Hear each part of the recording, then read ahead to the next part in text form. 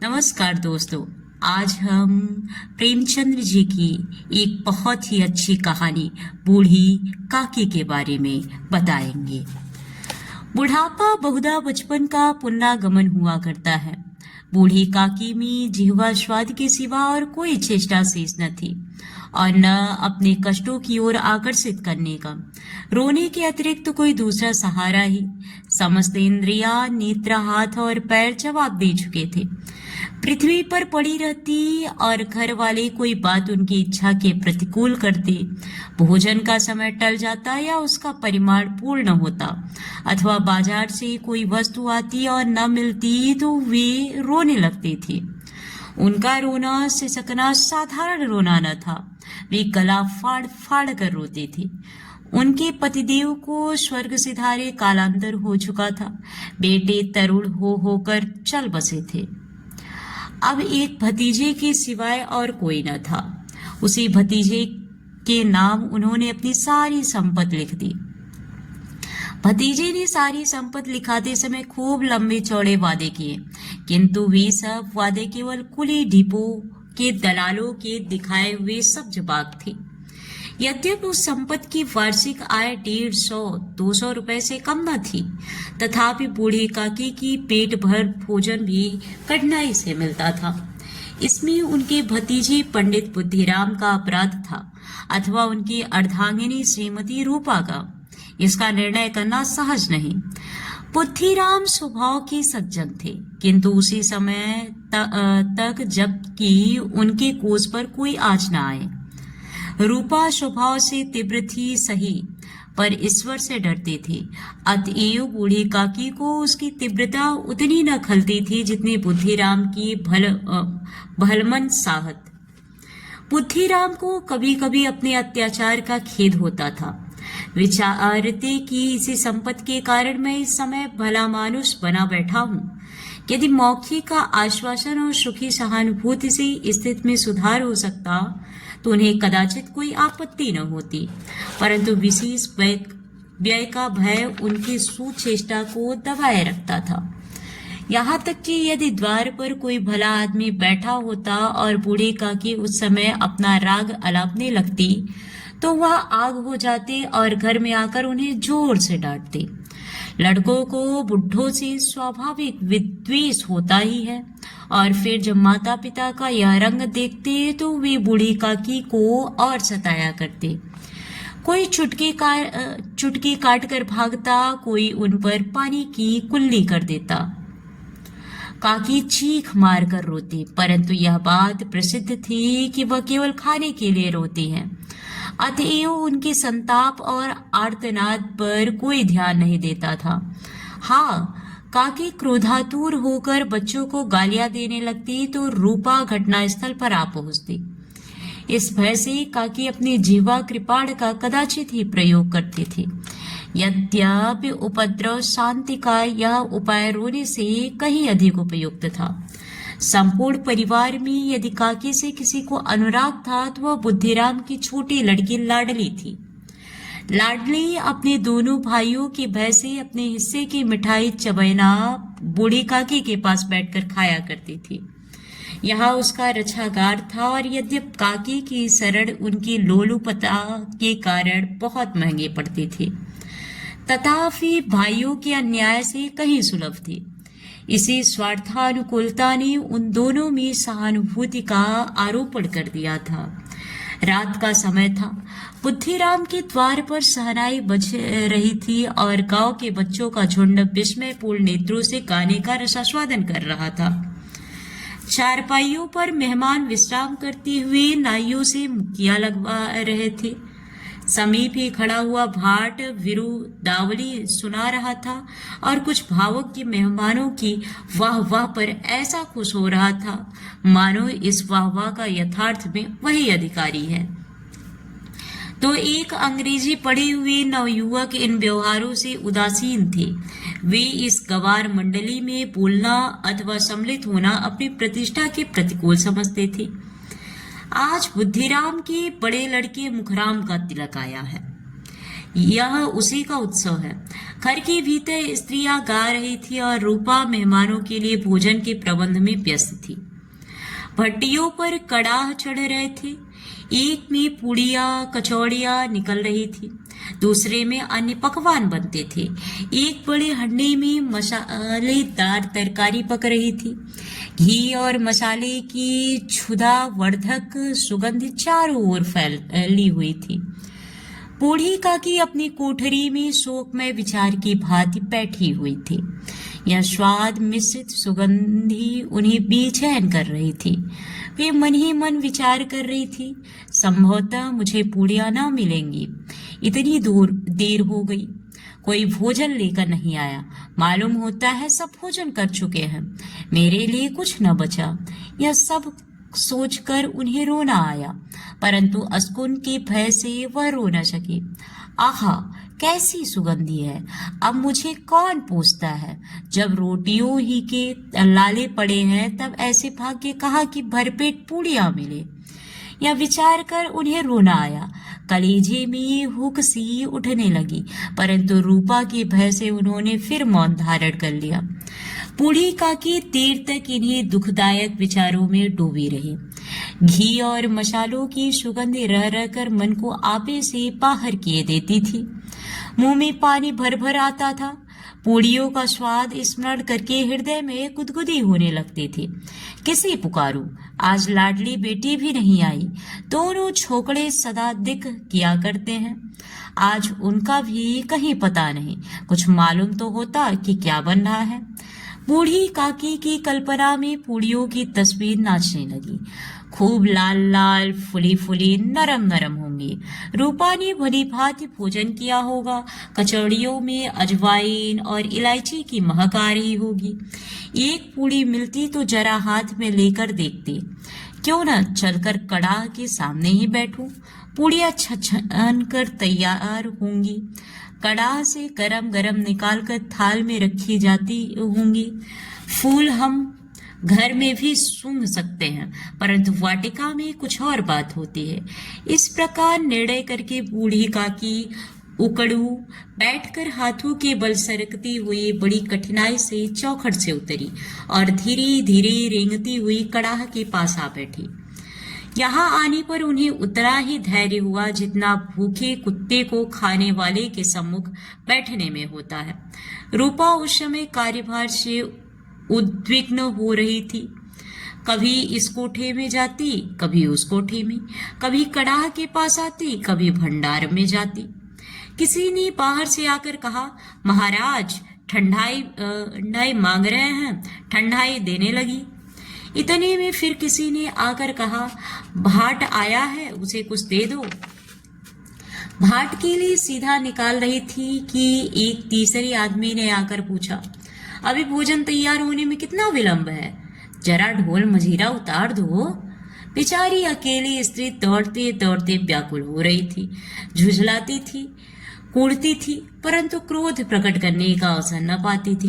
भय होता कहीं पड़ोसी ने या न कहने लगे कि इतने में उबल पड़ी। प्यास से स्वयं कंठ सूख रहा था।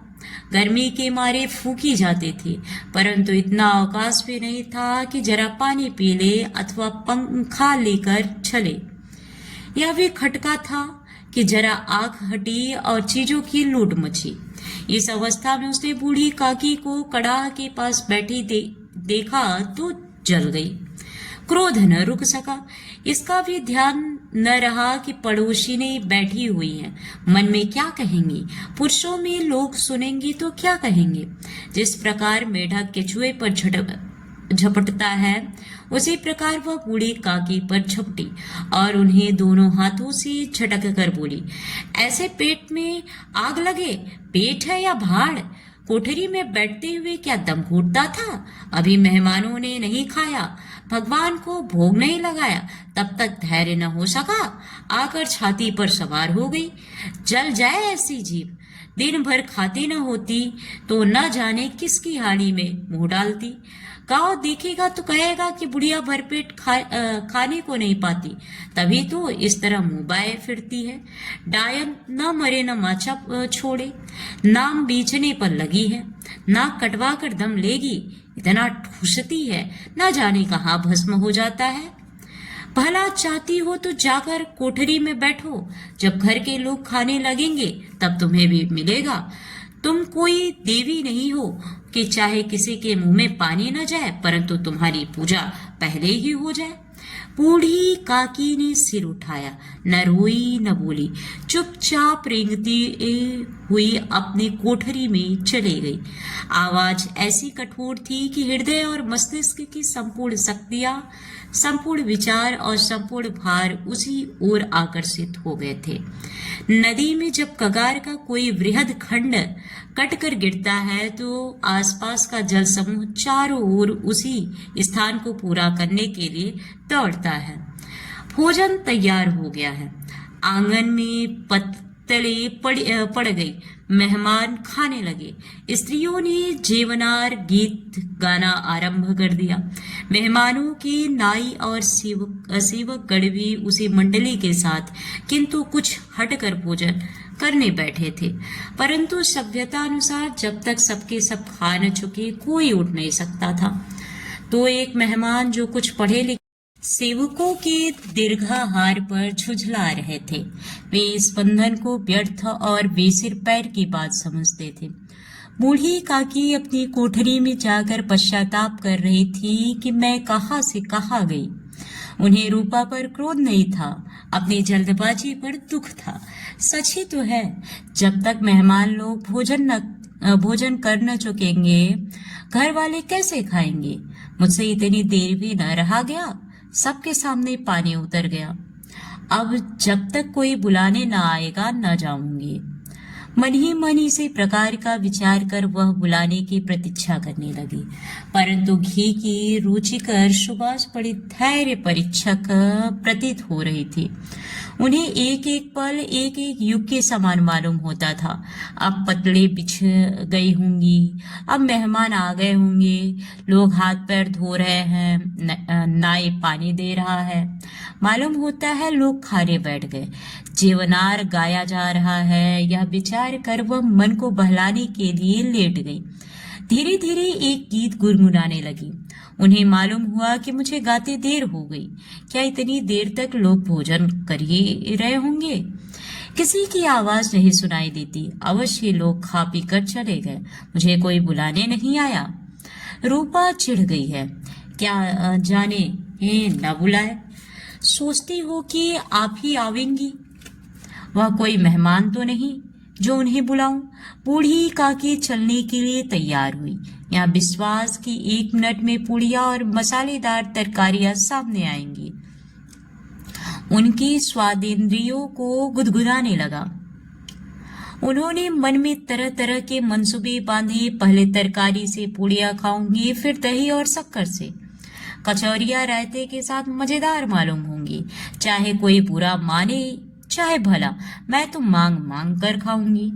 यही न लोग कहेंगे कि इन्हें विचार नहीं। कहा करे, इतने दिन के बाद पूड़ियाँ मिल रही हैं तो मैं मुंह झूठा करके थोड़े ही उठ जाऊंगी। वह उकड़ू बैठकर हाथों के बल सरकती हुई आंगन में आई, परंतु हाथ दुर्भाग्य।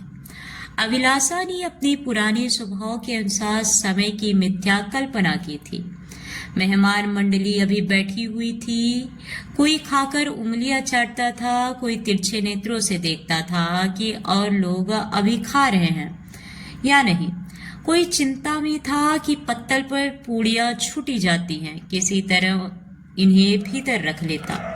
कोई दही खाकर जीभ चटकारता था, परंतु दूसरा दो नाम मांगते संकोच करता था। कितने में बूढ़ी काकी एंगती हुई उनके बीच में जा पहुंची।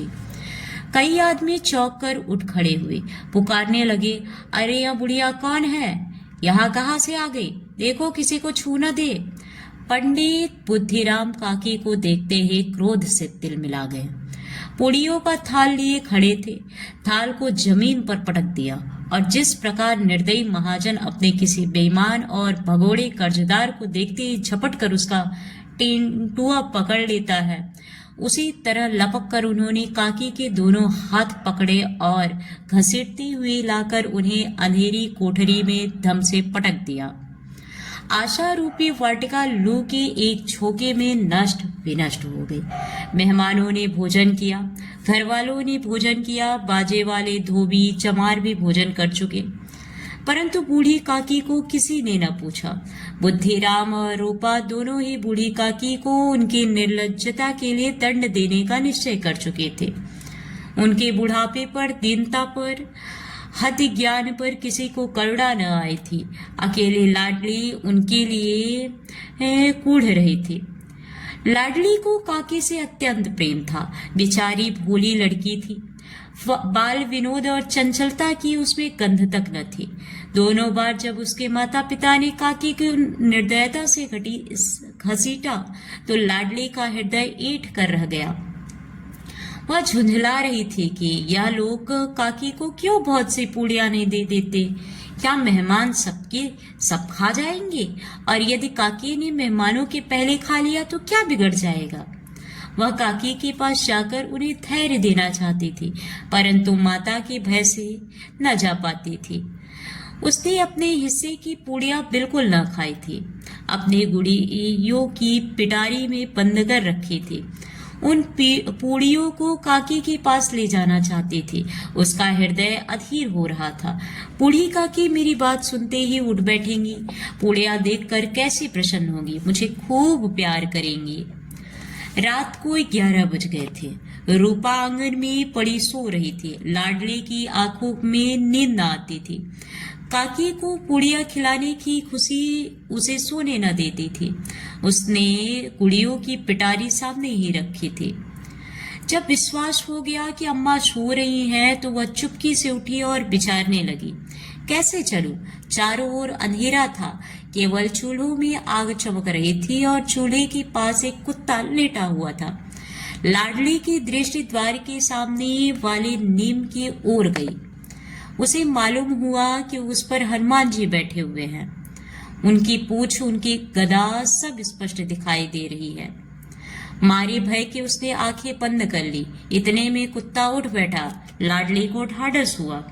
कई सोए हुए मनुष्यों के बदले एक भागता हुआ कुत्ता उसके लिए अधिक धैर्य का कारण हुआ। उसने पिटारी उठाई और बूढ़ी काकी की कोठरी की ओर चली। बूढ़ी काकी को केवल इतना स्मरण था कि किसी ने मेरे हाथ पकड़कर घसीटे। फिर ऐसा मालूम हुआ कि जैसे कोई पहाड़ पर उड़ाए लिए जाता है। उनके पैर बार बार पत्थरों से टकराए, तब किसी ने उन्हें पहाड़ पर से पटका। वे मूर्छित हो गई। जब वे सचेत हुई तो किसी की जरा सी आहट न मिलती थी। समझे कि सब लोग खा पी कर सो गए और उनके साथ मेरी तकदीर भी सो गई। रात कैसे कटेगी? राम, क्या खाऊं? पेट में अग्नि धधक रही है। हाँ, किसी ने मेरी सुध ही न ली। क्या मेरा पेट काटने से धन जुड़ जाएगा? इन लोगों को इतनी भी दया नहीं आती कि न जाने बुढ़िया कब मर जाए। उसका जी क्यों दुखावे? मैं पेट की रोटियां ही खाती हूँ कि और कुछ। इस पर यह हाल। मैं अंधी अपाहिज ठहरी, न कुछ सुनूं न बूझूं। यदि आंगन में चली गई तो क्या बुद्धिराम से इतना कहते न बनता था कि काकी अभी लोग खा रहे हैं, फिर आना। मुझे घसीटा, पटका। उन्हीं पूड़ियों के लिए रूपा ने सबके सामने गालियां दी। उन्हीं पूड़ियों के लिए इतनी दुर्गत करने पर भी उनका पत्थर का कलेजा न पसीजा। सबको खिलाया, मेरी बात तक न पूछी। जब तक ही न दी तब अब क्या देंगे? यह विचार कर काकी निराशा में संतोष के साथ लेट गई। ग्लानि से गला भर भर आता था, परंतु मेहमानों के भय से रोती न थी। सहसा उनके कानों में आवाज आई, काकी उठो, मैं पूड़ियां लाई हूँ। काकी ने लाडली की बोली पहचानी। चटपट उठ बैठी। दोनों हाथों से लाडली को टटोला और उसे गोद में बैठा लिया। लाडली ने पूड़ियां निकाल कर दी। काकी ने पूछा, क्या तुम्हारी अम्मा ने दी है? लाडली ने कहा, नहीं, अब मेरे हिस्से की है। काकी पूड़ियों पर टूट पड़ी। 5 मिनट में पिटारी खाली हो गई। लाडली ने पूछा, काकी पेट भर गया?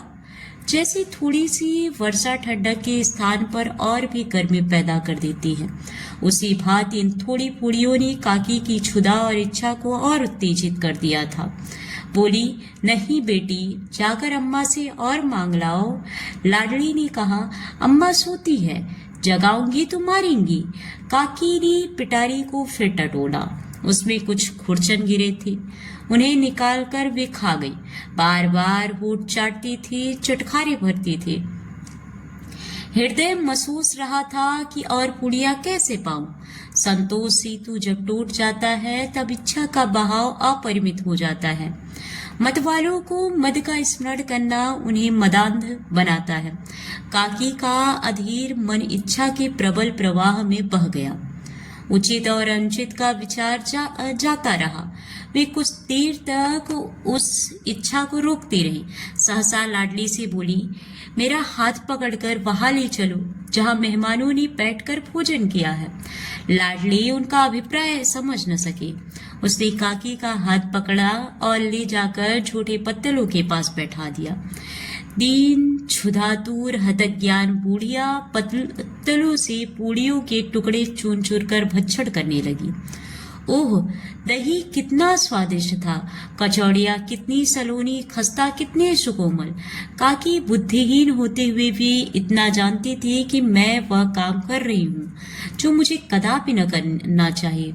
मैं दूसरों की झूठी पत्तल चाट रही हूँ, परंतु बुढ़ापा, तृष्णा, रोग का अंतिम समय है, जब संपूर्ण इच्छाएं एक ही केंद्र पर आ लगती हैं। बूढ़ी काकी में यह केंद्र उनकी स्वादिंद्रिय थी। ठीक उसी समय रूपा की आंखें खुली। उसे मालूम हुआ कि लाडली मेरे पास नहीं है। वह चौंकी, चारपाई के इधर उधर ताकने लगी कि कहीं नीचे तो नहीं गिर पड़ी। उसे वहां न पाकर वह उठी तो क्या देखती है कि लाडली झूठे पत्तलों के पास चुपचाप खड़ी है और बूढ़ी काकी पत्तलों पर से पूड़ियों के टुकड़े उठा उठा कर खा रही है। रूपा का हृदय सन्न हो गया। किसी गाय की गर्दन पर छुरी चलते देखकर जो अवस्था उसकी होती, वही उस समय हुई। एक ब्राह्मणी दूसरों की झूठी पत्तल टटोले, इससे अधिक शोकमय दृश्य असंभव था। पूड़ियों के कुछ ग्रासों के लिए उसकी चचेरी सास ऐसी से पतित और निकृष्ट कर्म कर रही हैं। यह वह दृश्य था जिसे देखकर देखने वालों के हृदय कांप उठते हैं। ऐसा प्रतीत होता मानो जमीन रुक गई, आसमान चक्कर खाकर रहा है, संसार पर कोई आपत्ति आने वाली है। रूपा को क्रोध न आया। शोक के सम्मुख क्रोध कहाँ, करुणा और भय से उसकी आंखें भर आई। इस अधर्म की पाप का भागी कौन है? उसने सच्चे हृदय से गगनमंडल की ओर हाथ उठाकर कहा, परमात्मा, मेरे बच्चों पर दया करो, इस अधर्म का दंड मुझे मत दो, नहीं तो मेरा सत्यानाश हो जाएगा। रूपा को अपनी स्वार्थपरता और अन्याय इस प्रकार प्रत्यक्ष रूप में कभी न देख पड़े थे। वह सोचने लगी, हाय, कितनी निर्दय हूं, जिसकी संपत्ति से मुझे 200 रुपया वार्षिक आय हो रही है, उसकी यह दुर्गति और मेरे कारण। हे दयामय भगवान, मुझसे बड़ी भारी चूक हुई है, मुझे क्षमा करो। आज मेरे बेटे का तिलक था, सैकड़ों मनुष्यों ने भोजन पाया, मैं उनके इशारों की दासी बनी रही, अपने नाम के लिए सैकड़ों रुपए व्यय कर दिए, परंतु जिसकी बदौलत हजारों रुपए खाए, उसे इस उत्सव में भी भरपेट भोजन न दे सकी। केवल इसी कारण तो वह वृथा असहाय है। रूपा ने दिया जलाया, अपने भंडार का द्वार खोला और एक थाली में संपूर्ण सामग्रियां सजाकर लिए हुए बूढ़ी काकी की ओर चली। आधी रात जा चुकी थी। आकाश पर तारों के थाल सजे हुए थे और उन पर बैठे हुए देवगण स्वर्गीय पदार्थ सजा रहे थे, परंतु उनमें किसी को वह परमानंद प्राप्त न हो सकता था जो बूढ़ी काकी को अपने सम्मुख थाल देखकर प्राप्त हुआ। रूपा ने कंठावरुद्ध स्वर में कहा, काकी उठो, भोजन कर लो, मुझसे आज बड़ी भूल हुई, उसका बुरा न मानना। परमात्मा से प्रार्थना कर दो कि वह मेरा अपराध क्षमा कर दे। भोले भाले बच्चों की भांति जो मिठाइयाँ पाकर मार और तिरस्कार सब भूल जाता है, बूढ़ी काकी वैसे ही सब भुलाकर बैठी हुई खाना खा रही थी। उनके एक एक रोए से बच्ची सदिच्छाएं निकल रही थी और रूपा बैठी इस स्वर्गीय दृश्य का आनंद लेने में निमग्न थी। हाल मैं अंधी अपाहिज ठहरी, न कुछ सुनूं न बूझूं। यदि आंगन में चली गई तो क्या बुद्धिराम से इतना कहते ना बनता था कि काकी अभी लोग खा रहे हैं, फिर आना। मुझे घसीटा पटका। उन्हीं पूड़ियों के लिए रूपा ने सबके सामने गालियां दी। उन्हीं पूड़ियों के लिए इतनी दुर्गत करने पर भी उनका पत्थर का कलेजा न पसीजा। सबको खिलाया, मेरी बात तक न पूछी। जब तक ही न दी तब अब क्या देंगे, या विचार कर काकी निराशा में संतोष के साथ लेट गई। ग्लानि से गला भर भर आता था, परंतु मेहमानों के भय से रोती न थी। सहसा उनके कानों में आवाज आई, काकी उठो, मैं पूड़ियां लाई हूँ। काकी ने लाडली की बोली पहचानी, चटपट उठ बैठी, दोनों हाथों से लाडली को टटोला और उसे गोद में बैठा लिया। लाडली ने पूड़ियां निकाल कर दी। काकी ने पूछा, क्या तुम्हारी अम्मा ने दी है? लाडली ने कहा, नहीं, अब मेरे हिस्से की है। काकी पूड़ियों पर टूट पड़ी। 5 मिनट में पिटारी खाली हो गई। लाडली ने पूछा, काकी पेट भर गया?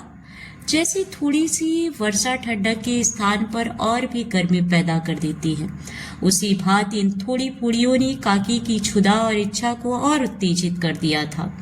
बोली, नहीं बेटी, जाकर अम्मा से और मांग लाओ। लाडली ने कहा, अम्मा सोती है, जगाऊंगी तो मारेंगी। काकी ने पिटारी को फिर टटोला। उसमें कुछ खुरचन गिरे थे, उन्हें निकालकर वे खा गई। बार बार होठ चाटती थी, चटखारे भरती थी। हृदय महसूस रहा था कि और पूड़ियां कैसे पाऊं। संतोष सेतु जब टूट जाता है तब इच्छा का बहाव अपरिमित हो जाता है। मत वालों को मद का स्मरण करना उन्हें मदांध बनाता है। काकी का अधीर मन इच्छा के प्रबल प्रवाह में बह गया। उचित और अनुचित का विचार जाता रहा। वे कुछ देर तक उस इच्छा को रोकती रही। सहसा लाडली से बोली, मेरा हाथ पकड़कर वहां ले चलो जहां मेहमानों ने बैठकर भोजन किया है। लाडली उनका अभिप्राय समझ न सकी। उसने काकी का हाथ पकड़ा और ले जाकर छोटे पत्तलों के पास बैठा दिया। दीन क्षुधातुर हतज्ञान बूढ़िया पत्तलों से पूड़ियों के टुकड़े चून चूर कर भक्षण करने लगी। ओह, दही कितना स्वादिष्ट था, कचौड़ियाँ कितनी सलोनी, खस्ता कितने सुकोमल। काकी बुद्धिहीन होते हुए भी इतना जानती थी कि मैं वह काम कर रही हूँ जो मुझे कदापि न करना चाहिए। मैं दूसरों की झूठी पत्तल चाट रही हूँ, परंतु बुढ़ापा, तृष्णा, रोग का अंतिम समय है, जब संपूर्ण इच्छाएं एक ही केंद्र पर आ लगती हैं। बूढ़ी काकी में यह केंद्र उनकी स्वादिंद्रिय थी। ठीक उसी समय रूपा की आंखें खुली। उसे मालूम हुआ कि लाडली मेरे पास नहीं है। वह चौकी, चारपाई के इधर उधर ताकने लगी कि कहीं नीचे तो नहीं गिर पड़ी। उसे वहां न पाकर वह उठी तो क्या देखती है कि लाडली झूठे पत्तलों के पास चुपचाप खड़ी है और बूढ़ी काकी पत्तलों पर से पूड़ियों के टुकड़े उठा उठा कर खा रही है। रूपा का हृदय सन्न हो गया। किसी गाय की गर्दन पर छुरी चलते देखकर जो अवस्था उसकी होती, वही उस समय हुई। एक ब्राह्मणी दूसरों की झूठी पत्तल टटोले, इससे अधिक शोकमय दृश्य असंभव था। पूड़ियों की कुछ ग्रासों के लिए उसकी चचेरी सास ऐसी से पतित और निकृष्ट कर्म कर रही हैं।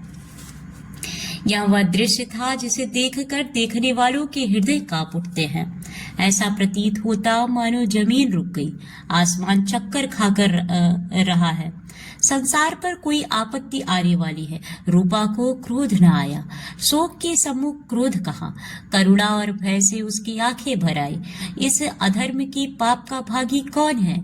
उसने सच्चे हृदय से गगनमंडल की ओर हाथ उठाकर कहा, परमात्मा मेरे बच्चों पर दया करो, इस अधर्म का दंड मुझे मत दो, नहीं तो मेरा सत्यानाश हो जाएगा।